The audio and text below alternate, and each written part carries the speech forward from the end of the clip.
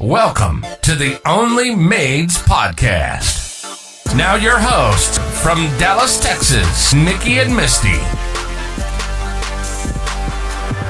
Welcome. Welcome back to Only Maids. Yes, welcome to episode number 7. Yes, one more to go. One more. Yeah, how are you doing? I'm doing good. Hanging in there. Good. We're talking about social media today. Yes.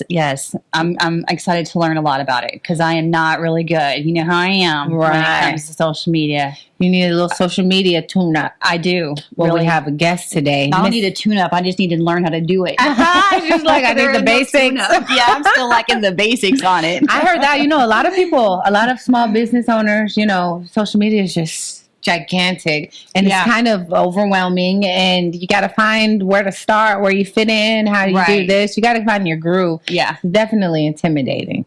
But that's why we have Lola Vaughn here with us today. I'm excited to have her. She's going to be a good guest. She's an excellent guest. She's a social media influencer. In Houston, right? In Houston. Okay. In Houston, yes. She has a large following, and she does pinup boudoir. Oh, okay. If I said that correctly. Yeah. Boudoir. Boudoir. Is that how you say that word? I think so. I never knew that. I don't know. Well, she does that along with some other things I believe in her. She's great. So we're going to talk to her and get this social media thing, under wraps so we can work it out. Do you use social media a lot for your business? I do. I like social media. It's very useful.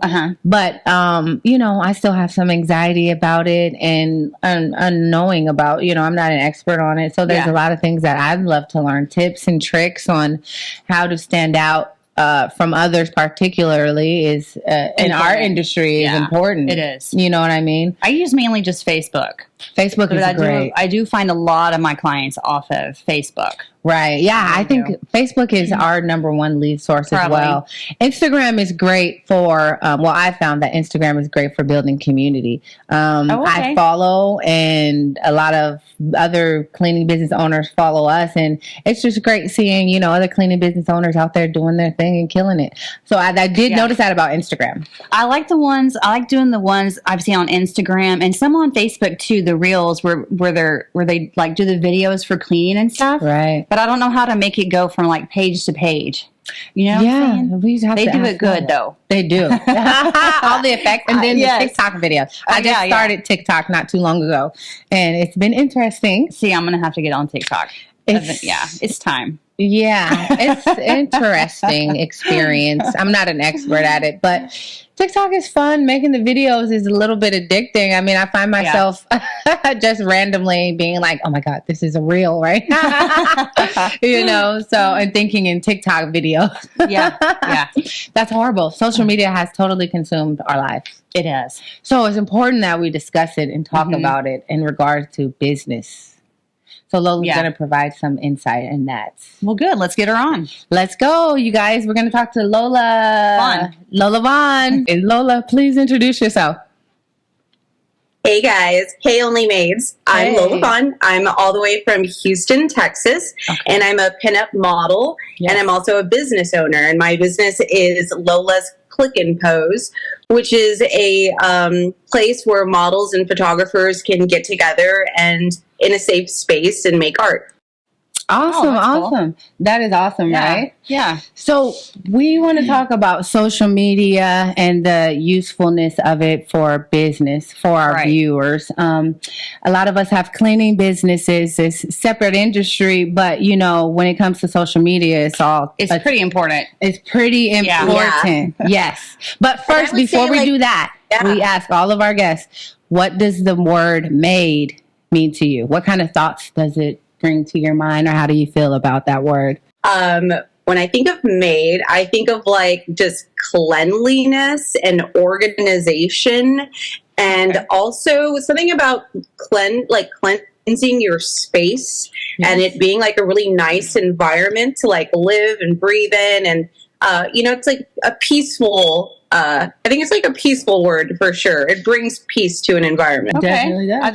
That's a good perspective. Yes, an excellent one. A new one too. It is new. Yeah. Yes, we love it. But yeah, so tell us more about your business, how you got started, and how the role social media played in your success.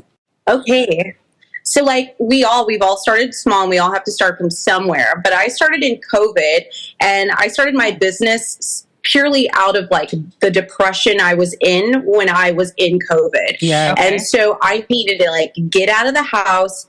I needed to be around other creatives, and I needed to see people in a safe space because it was dangerous during that time to be around others. So we would go to parks, and we would all get together, and there was plenty of like social distancing, and we were outside, so it felt very safe.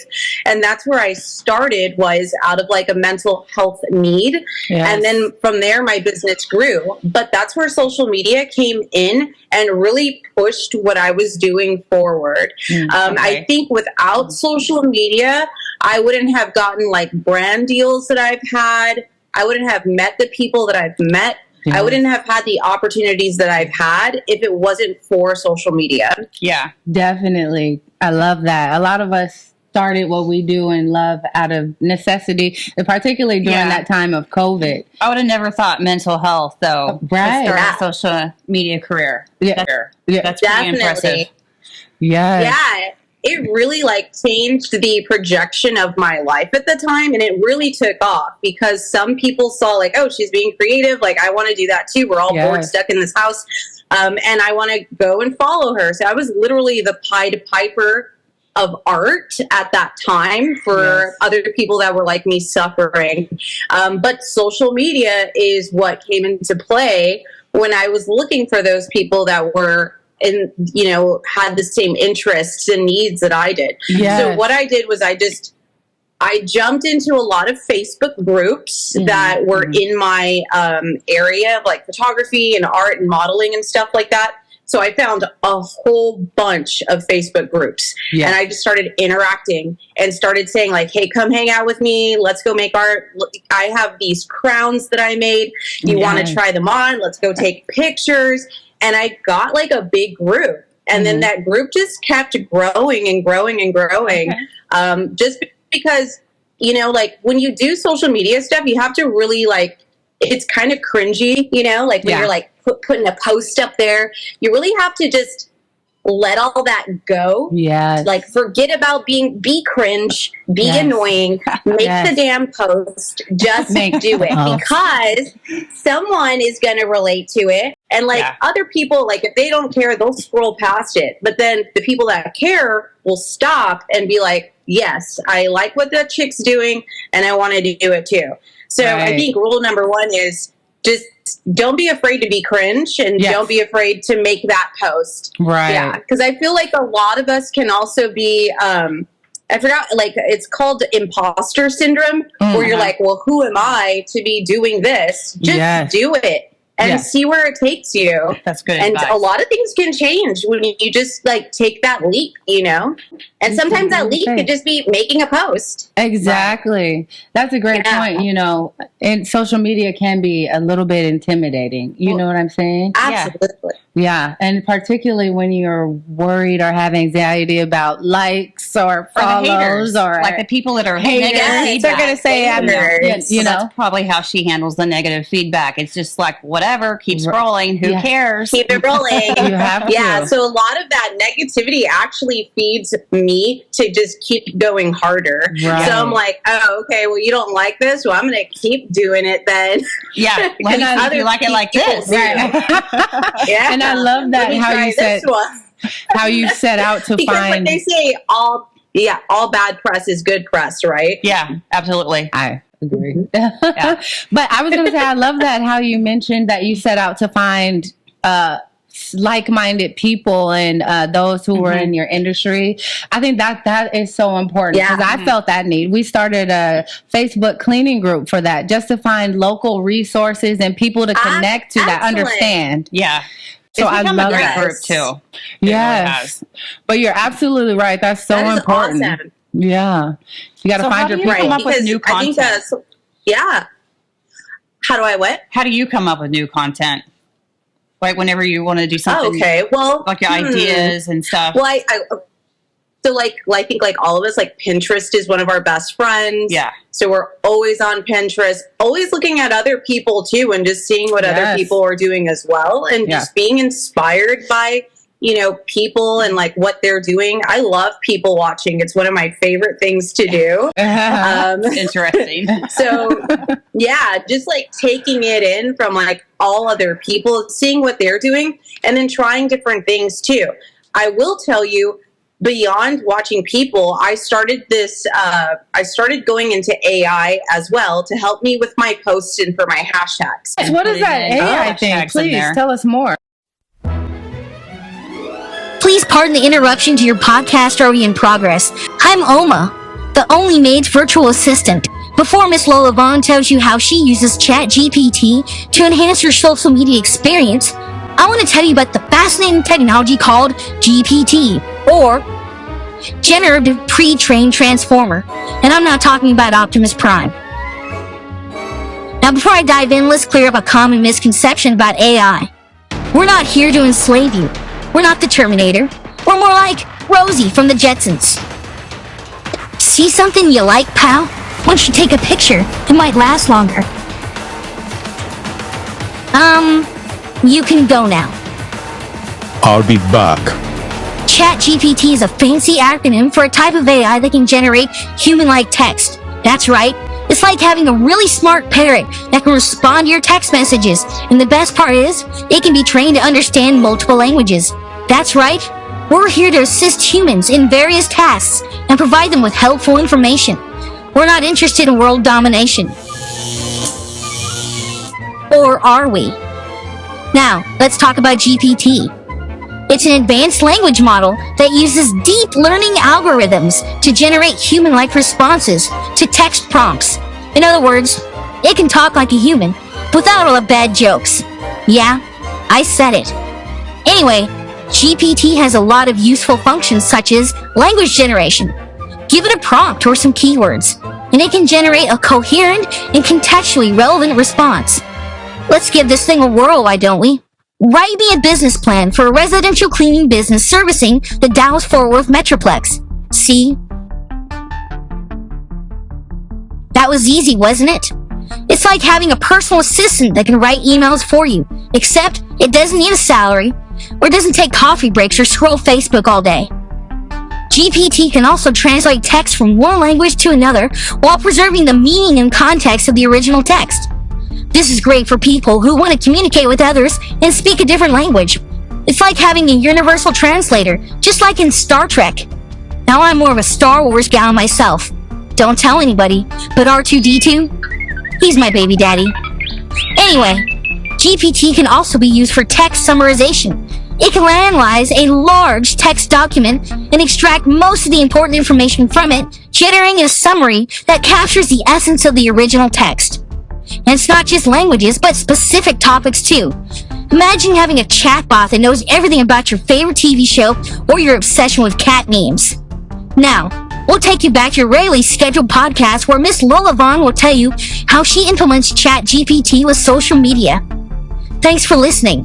But ChatGPT is great. So like when I'm just not in the mood to really spend a lot of time on a caption or develop a bunch of hashtags, it'll just do all the work for me. So basically, like it'll go and research all the hashtags. So like I look up things like pinup and photography, and I'll tell ChatGPT like give me 30 hashtags that include pinup, that include photography, and that include models, and it'll just develop because it goes and does all the research for me. So it saves me a lot of time. And then I just copy and paste it. And then when I paste it, I'll take some hashtags away, or I'll edit some, and I'll, make it more personalized, because they'll give you some irrelevant hashtags too, because it may not, relate to what your business is, but it can be a really good time saver. And it's a really great tool for research too. Yeah. What I've also asked ChatGPT to do is write me a business plan, write me a resume, write me, it'll do everything for you. And you just literally ask it. So like, I remember I was looking for work, and I was going to create a new resume. So I said, give me a resume that includes like organization, party planning, event planning. And it just did the whole thing for me. No It way. was beautiful.